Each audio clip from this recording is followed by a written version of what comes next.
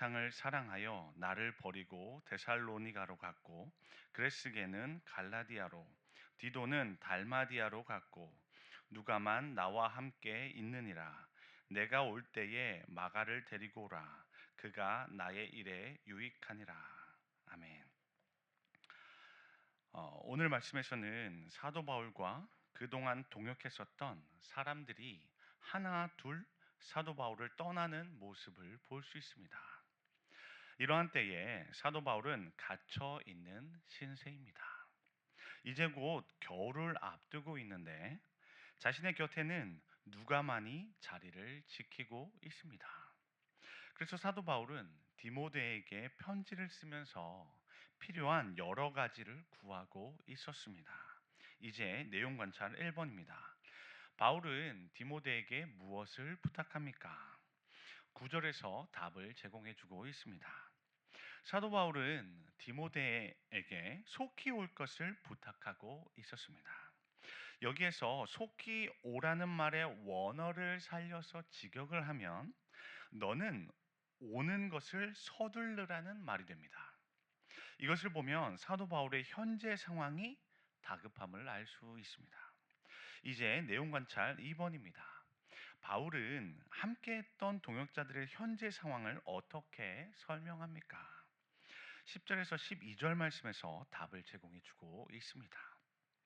원문으로 보면 9절에서 사도 바울이 디모데를 속히 부르고 있는 것에 대한 이유를 적고 있었습니다. 그것은 여러 사람들이 사도 바울을 떠났기 때문이라는 것이었습니다. 대마는 이 세상을 사랑하여 바울을 버리고 데살로니가로 갔습니다. 그리고 그레스게는 갈라디아로, 디도는 달마디아로 갔습니다. 그리고 두기고는 에베소로 갔죠. 그래서 현재는 바울 곁에 누가만 남아있는 상황이었습니다. 아마도 이들은 모두 사도 바울과 함께 사역하면서 바울이 수감 생활 중에 도움을 주었었던 인물이었던 것 같습니다.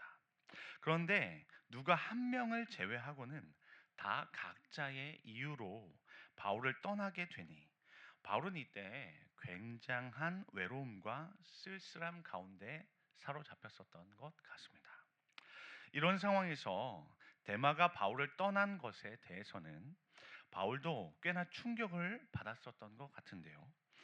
다른 사람들은 모두 주님의 일을 하기 위해서 바울과 이별을 했던 것이었지만 데마는 이제 고난과 믿음을 저버리고 이 세상의 쾌락을 선택해서 바울을 버리고 갔었기 때문이었습니다.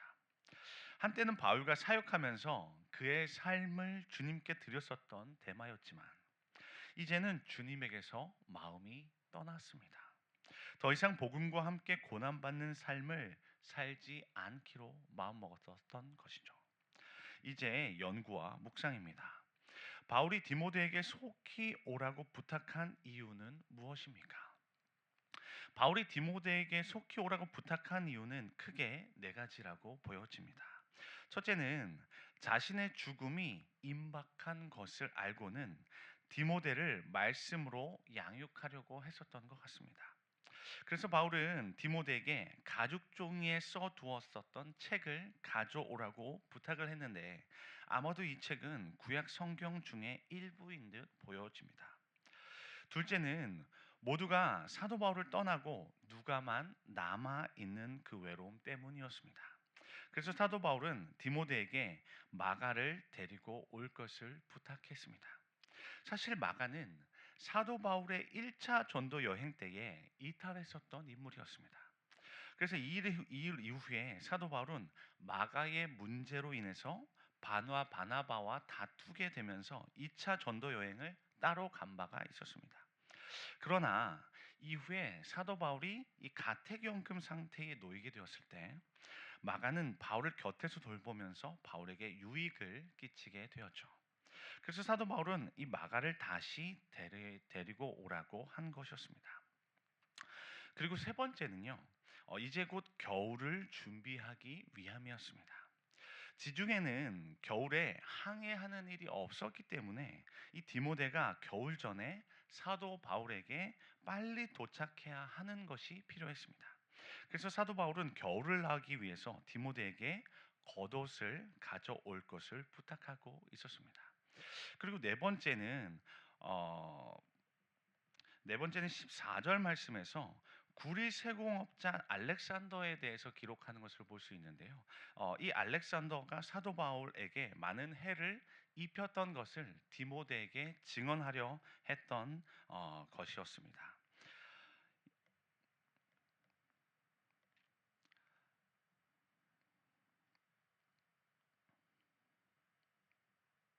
이제 결단과 적용입니다. 이제 느낀 점입니다. 외롭고 힘든 상황에서 디모데의 도움을 간절히 바랐던 바울을 보면서 무엇을 느낍니까? 사도 바울 또한 굉장히 인간적이었던 사람이라는 것을 느꼈습니다.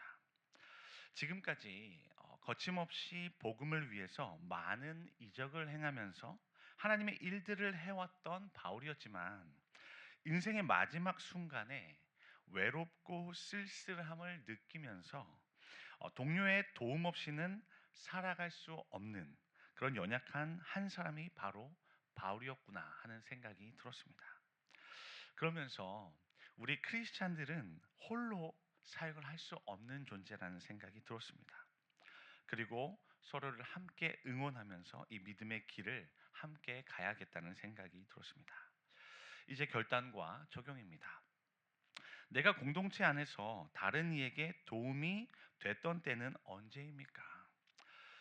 제가 이전에 있었던 공동체 내에 함께 찬양팀으로 사역했었던 지체들이 있었습니다.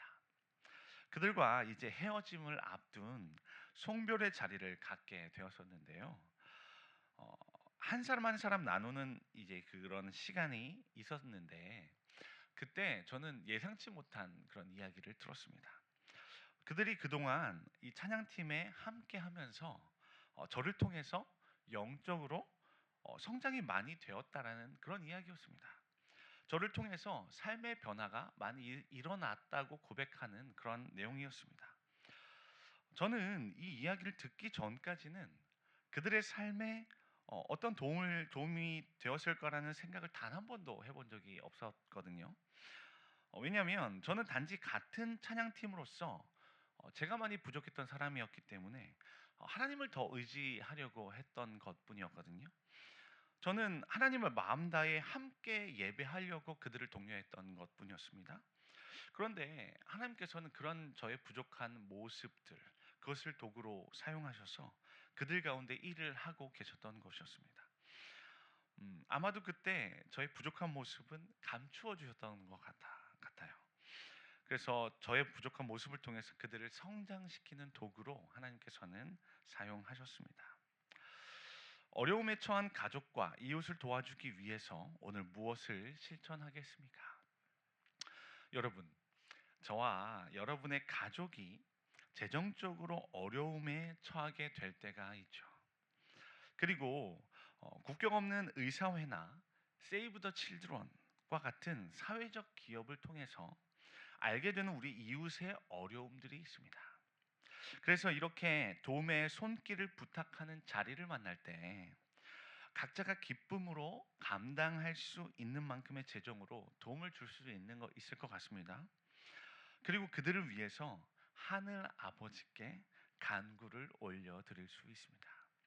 저와 여러분은 그들을 돕는 데에 약간의 도움을 줄 수는 있지만 전능하신 하나님께서는 우리의 가족과 이웃의 상황을 역전시켜 주실 수 있는 분이기 때문에 그렇습니다. 믿으십니까? 그래서 이러한 어려운 상황을 주관해 주시도록 그들을 위해서 하나님께 간구하게 되는 것이죠. 이것이 바로 그들을 위한 사랑의 마음이 우리 안에 있음을 확인하는 작업입니다. 과정입니다. 다시 말하면 그들을 사랑하시는 하나님의 마음이 저와 여러분을 통해서 그들에게 흘러가고 있는 것이죠. 이 사랑을 받은 저와 여러분의 가족과 이웃은 저와 여러분을 통해서 하나님의 사랑을 경험할 수 있게 되는 것입니다. 그리고 이렇게 경험하게 되는 하나님의 사랑으로 말미암아 누군가는 또한 구원에 이르게 되는 놀라운 역사가 일어날 수 있습니다. 이것을 위해서 오늘 하루 우리의 시선을 어려운 사람들에게 보시는 것은 어떠하십니까? 바라기는 성령으로 말미암은 하나님의 사랑이 저와 여러분 가운데 넘치도록 부어졌으면 좋겠습니다. 그래서 오늘도 오직 하나님의 은혜로 택하신 자를 구원해 가시는 그 자리에 저와 여러분이 함께 있으실 수 있기를 주님의 이름으로 축복합니다.